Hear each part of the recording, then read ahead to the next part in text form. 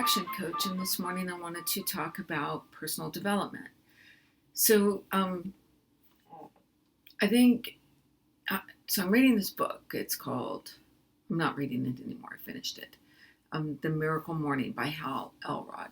And the whole concept is to have a personal development time every day, to spend time working on yourself, have it as a daily practice. And the way that he came about it, in the book, he describes this. He had it all, got in a huge accident and lost everything, and then worked his way back up, had it all, and then lost everything again. And he got to this point where he was looking at his life, and he was like, what's missing here? And why am I here? And how can I fix this? And he had this epiphany and realized, he wrote down everything that he knew that worked to create change in your life, to put yourself in the highest version of yourself.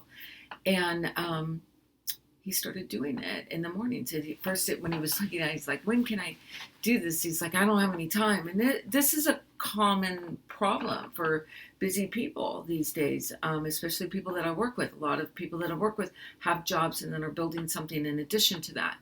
And it's challenging to try and find time to devote to your own personal development. And so his suggestion is to get up an hour earlier and to spend an hour working on yourself. And I've been doing it for, 2 or 3 weeks now, and I love it. I've been getting up anyway, so the waking up at 5 is really not a stretch for me.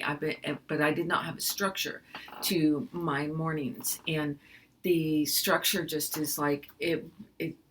I love what it does. I wasn't spending any time exercising because I usually exercise at the end of the day. So I spend 10-15 minutes doing a yoga practice. I find a short one on YouTube, and I do that. And then I spend time reading, meditating. Meditating I was not doing, and I do that every day now.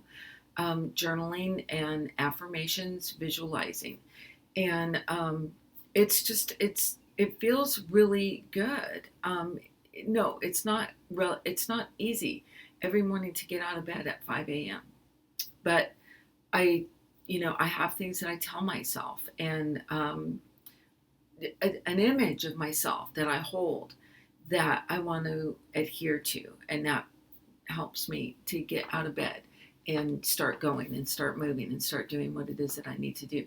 He also suggests, as soon as you get up, to wash your face and brush your teeth and put your workout clothes on and drink water. And he thinks that those things also will prevent you from going back to bed. So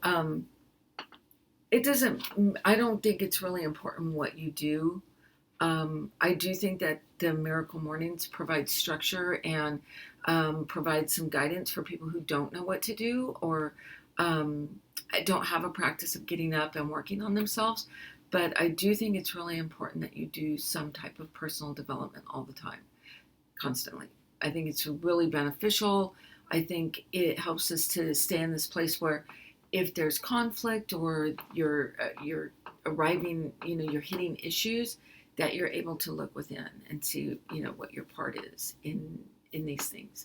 Because, what I've learned in 12-step programs is, yes, there is conflict, and there are people in our lives that maybe don't treat us the way that we want to be treated, but we have a part in that. In every single thing, we have a part in it.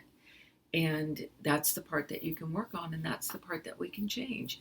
And that's what the personal development does for me, is it allows me to do the things to work on the part of me that I want to change. And that's the part that stays in relationships too long.